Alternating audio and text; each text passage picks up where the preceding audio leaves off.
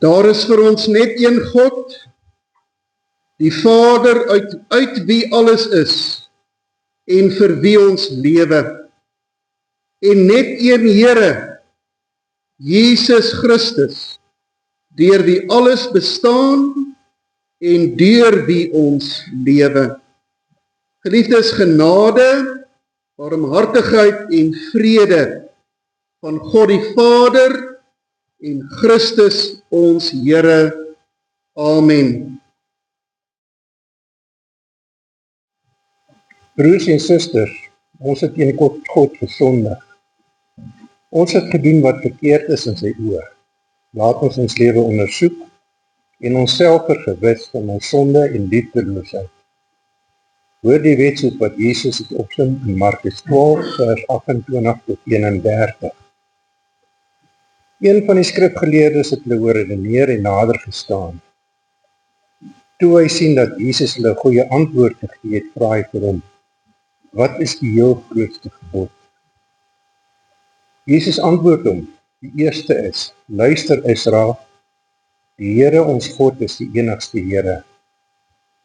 Jy moet die Here jou God lief hê met jou hele hart en met jou hele siel en met jou hele verstand en met al jou krag.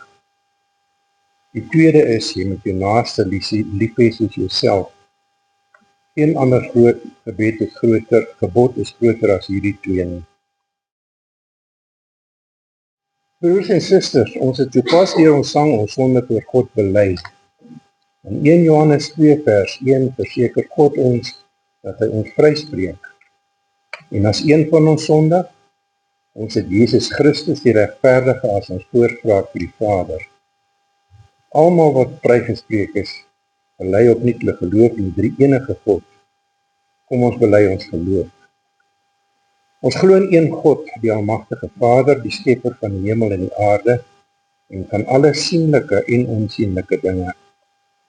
En in een Heer, Jesus Christus, die enige gebore Seun van God, gebore uit die Vader voor alle tye, God uit God, lig uit lig, waaragtige God uit waaragtige God, verwek, nie gemaak nie, een in wese met die Vader, deur wie alle dinge ontstaan het, wat terwille van ons, die mense, en terwille van ons saligheid neergedaal het uit die hemel, vlees geword het deur die Heilige Gees uit die Maagd Maria, en mens geword het, dat self vir ons gekruisig is onder Pontius Pilatus, gelei het en begrawe is, en op die derde dag weer opgestaan het volgens die skrifte, wat opgevaar het na die hemel en wat sit aan die regterkant van God die Vader, wat weer sal kom met heerlikheid om te oordeel die wat nog lewe en die wat reeds gesterf het, wie se koningsheerskappy geen einde sal hê, en aan die Heilige Gees, die Heer en lewendmaker, wat van die Vader en die Seun uitgaan, wat saam met die Vader en die Seun aanbid en verheerlik moet word, wat gespreek het deur die heilige profete. Ons glo een heilige algemene kerk, gegrond op die leer van die apostels. Ons bely een doop tot vergifnis van sondes. Ons verwag die opstanding van die ontslapenes en die lewe van die toekomstige eeu. Amen. Gemeente, kom ons bid eers saam, voordat ons uit die woord van die Here lees. U kan net so bly sit. Onse wonderlike hemelse Vader, baie dankie Here vir die voorreg van gebed. Dankie dat Jesus sy disippels leer om gereeld te bid. En dat die Bybel daarvan getuig hoe belangrik gebed in die lewe van 'n gelowige is. Here, maar baie keer verstaan ons gebede verkeerd. Baie keer is daar vir ons frustrasie, omdat ons voel dat U ons nie hoor nie.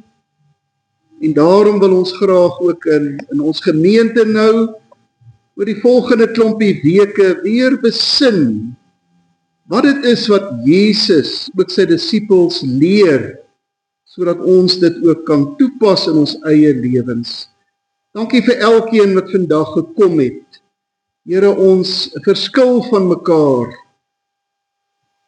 En daar waar ons op 'n punt in ons lewens is, kan ook van mekaar verskil. Baie van ons is vandag baie hartseer. Mense wat geliefdes aan die dood afstaan. Baie is opgewonde oor iets wat voor lê. Here, so verskil ons, maar die wonderlike is ons belydenis, o Here, dat na die mate van u teenwoordigheid en u liefde en u kennis van ons, u wat ons deurgrond, kan u met elkeen van ons vanoggend ook in hierdie erediens besig wees. Daarom vra ons, o Heilige Gees, kom nou in hierdie oomblikke en neem besit van ons harte en ons denke, sodat ons weet, ons is nou in God se teenwoordigheid en dat ons gedagtes op u rig. Ons vra dit in Jesus Christus se naam. Amen. Broers en susters, die bekende teks van die Onse Vader gebed kom net in die Matteus en in die Lukas evangelies na vore. Maar ons gaan in die volgende klompie weke die Matteus weergawe van hierdie Onse Vader gebed van ons dan in die prediking hanteer. So kom ons lees dan nou die teks van die Onse Vader wat opgeteken is in Matteus 6 en ons lees daar van vers 9 tot en met vers 13. Matteus 6 vers 9 tot 13. So moet julle bid. Ons Vader wat in die hemel is, laat u naam geheilig word. Laat u koninkryk kom. Laat u wil ook op die aarde geskied, net soos in die hemel. Gee ons vandag ons daaglikse brood en vergeef ons oortredings, soos ons ook die vergewe wat teen ons oortree. En laat ons nie in versoeking kom nie, maar verlos ons van die bose. Dit dan die teks van die Onse Vader gebed, soos Jesus sy disippels leer bid en die apostel Matteus dit vir ons oorgelewer het. Gelukkig is mense wat die woord van die Here graag lees en die inhoud daarvan vir hulle lewens deurdink. Die tekswoorde vir ons prediking dan vanoggend is die aanhef tot die Onse Vader gebed, Onse Vader wat in die hemel is. Liewe broers en susters in die Here, die Duitse dominee Walter Lüthi beskryf in sy pragtige boek oor die Onse Vader die volgende herinnering uit sy kinderjare wat hom bygebly het. Hy en die bure se kinders kon ure lank in die straat voor hulle onderskeie huise speel en hulle met kinderlike oorgawe en entoesiasme in hulle kinderspel stort. Klokslag het dit egter gebeur. Naarmate die son begin sak het die bure se kinders onrustig geraak. Algaande belangstelling in die speelietjies verloor en begin om beangs na die bopunt van die straat te loer, waar hulle vader elke middag sy verskyning gemaak het. Een van die seuns het gewoonlik aan die bopunt van die straat gaan stelling inneem, en wanneer sy vader sy verskyning daar maak, het hy waarskuwend uitgeroep: "Die Vader kom, die Vader kom." Die bure se kinders het dan die sandkastele, die modderkoekies en die driewiele net so laat staan en uit mekaar gespat soos hoenders voor die aanval van 'n roofvoël. Geen een van hulle wou eerste deur die Vader raak gesien of aangespreek word nie, want die Vader was 'n slegte vader. 'n Dronkaard wat sy kinders mishandel het. Hy was in 'n sekere sin die naam Vader nie werd nie. Dit is hierdie beeld van die Vader wat die Duitse dominee teken uit sy kindertyd, is sekerlik 'n tragiese maar nie heeltemal 'n onrealistiese een. Daar is ongelukkig baie vaders in hierdie wêreld wat so is, wat eintlik die naam Vader nie werd is nie. Verskeie skrywers en veral sosioloë wys ons daarop dat die Vaderbeeld in ons dag eintlik 'n ernstige knou weg het en gevaar loop om uitgedien te word. Verder is dit so dat die hedendaagse wêreld eintlik aan 'n vaderloosheid ly. Die moderne mens het gewoon nie meer 'n vader nodig nie. Althans so dink hy. Met sy tegnologie het hy die Vader verdring. Voorspoed is nou sy Vader. Met voorspoed aan die roer van sake meen die mens, hy kan vir homself hier op aarde 'n goeie lewe verseker. Waar siekte en lyding en oorloë uitgeskakel word. Dat daar 'n Vader in die hemel is, gaan by die gemiddelde moderne mens verby. Sy lewe draai om hierdie aarde. Sy sukses, sy geluk, sy gemak, sy werk en sy familie. Verder vra die moderne mens al hoe meer. Kan daar 'n Vader in die hemel wees, wanneer miljoene mense elke dag honger ly? Wanneer oorstromings en aardbewings en siektes chaos saai?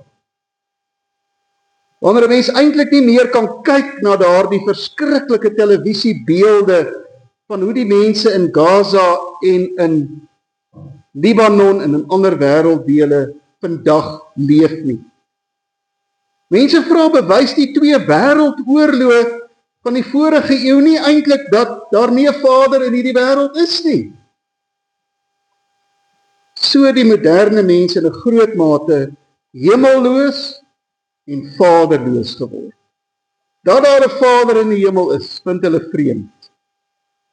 Geliefdes, so totaal anders is die Vaderbeeld wat uit die Onse Vader gebed straal. Hier is sprake van 'n lewende, liefdevolle Vader.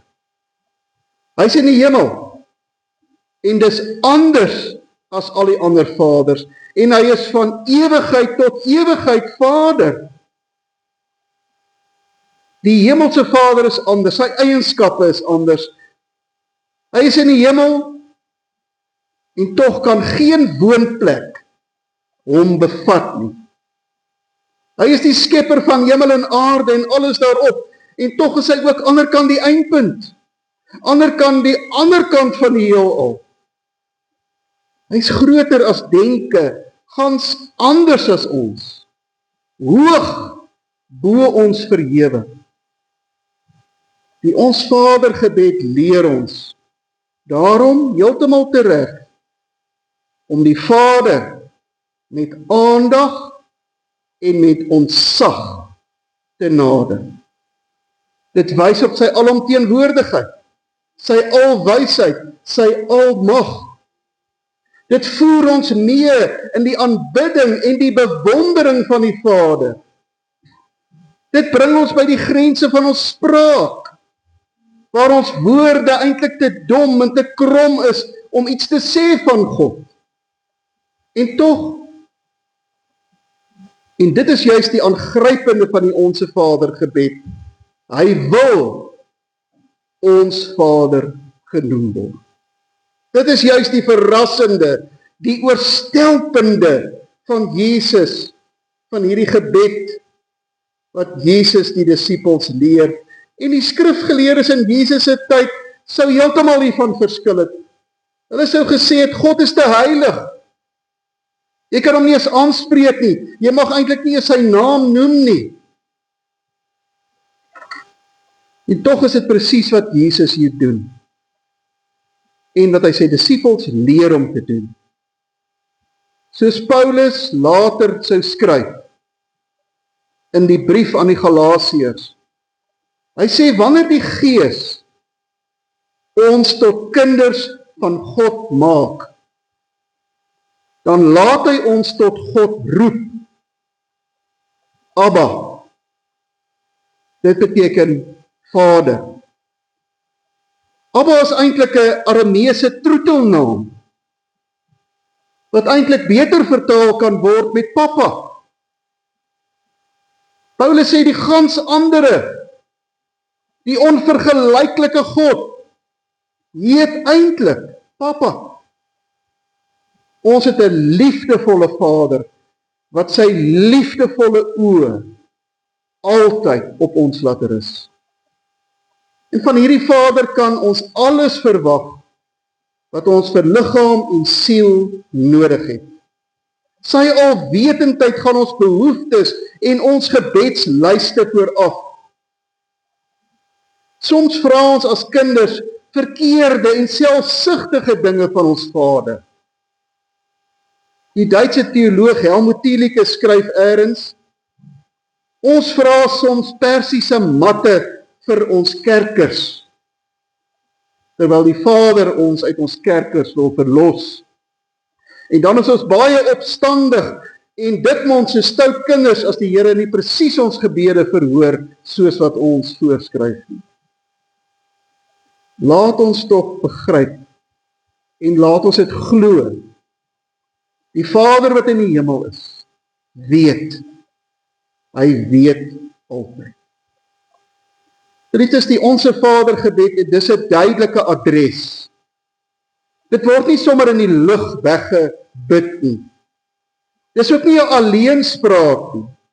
Dit is nie 'n gesprek met jouself nie. Ons praat nie soos wat 'n bang kind met homself sou praat op 'n kelder se donker trap nie. Nee, ons praat met God, met die Heilige, met die almagtige God, wat tegelyk ook ons Vader is. Ons nader hom met 'n kinderlike vrees, maar ook met 'n kinderlike vertroue. Martin Luther noem hierdie aanhef tot die Ons Vader gebed, noem hy 'n ontsaglike en 'n lieflike woord. In hierdie aanhef kruis ontsag en vertroue, afstand en nabyheid. Die Ons Vader gebed is 'n deurkruiste gebed, waarin die totaal andersheid en die almag van die Vader kruis met sy totale onverstaanbare nabyheid, sy totale genadigheid, sy totale vaderlikheid. Daarom mag die Ons Vader gebed, geliefdes, nooit 'n selfsugtige gebed wees nie. In hierdie gebed kan ons nooit bid jou en my of ek en jy nie. Jesus sê nee, julle moet bid ons. Want die Onse Vader gebed is 'n broedergebed. Dis 'n sustersgebed, waarin ons saam bid, met 'n ontelbare skare wêreldwyd, saam almal ons Vader aanroep as ons Vader. Geliefdes, ons moet hierdie ons gedeelte ook in die gemeente reg verstaan. Miskien moet ons in die kerk minder oor God praat as wat ons met God praat. En wanneer ons sê ons Vader, dan gaan dit ook ver buite die kerk, want dit is 'n bede in eie reg, dat ander, dat almal, dat die hele wêreld, vir wie God so lief het, deel sal word van diegene wat bid, ons Vader. Geliefdes, in hierdie gebed kom skryf Jesus die tragiese verhaal van die Duitse dominee Walter Lüthi uit sy kinderjare oor. Jesus sê ook, die Vader kom, maar is 'n goeie Vader. Is 'n Vader wat alle vaders oortref en wat die naam Vader werd is. So as goeie Vader het hy in Christus alreeds na hierdie wêreld toe gekom. Die kerk, ons gemeente, is nou daardie seun, wat aan die bopunt van die straat moet gaan staan en moet aankondig, maar hierdie keer dit doen as 'n blydskapsaankondig. Die Vader kom. Nie sodat die kinders van hierdie wêreld moet weghardloop nie, omdat hulle hom nie wil sien nie, omdat hulle nie deur hom aangespreek of aangeraak word nie. Inteendeel, dat die kinders, gelowiges van hierdie wêreld, sê Jesus, eindelik roekeloos in die arms van die Vader in hardloop, elke dag, en uitroep, Abba, Papa. Mag die Here ons hiertoe help deur sy Gees. Amen. Kom ons dank nou saam.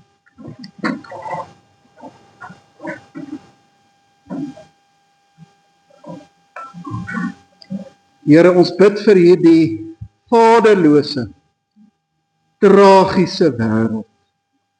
Here, hoe verskriklik is die dinge wat mense op hierdie oomblik aan mekaar doen. Maar selfs ook in die huise, Here, waar ons baie keer so onnadenkend is. Dankie vir die Vaderbeeld wat die Nuwe Testament teken omdat Jesus ons so geleer het. Dat U wat die groote en alwyse God is, op 'n ongelooflike wyse tog so klein is, so naby ons is, dat U eintlik soos 'n pappa in liefde vir ons is. Here, ons wêreld het U so nodig. En daarom aanvaar ons vanoggend dat die kerk, dat die gemeente, die mense moet wees wat skree vir die wêreld, die Vader is aan die kom. En dis 'n blye boodskap. Here, ons wil elke dag, met alles wat deel is van ons lewe, al ons hartseer en ons wroging, ons vrees, ons seer, maar ook ons blydskap en ons verwagtinge met U deel, soos kinders met 'n goeie Vader kan.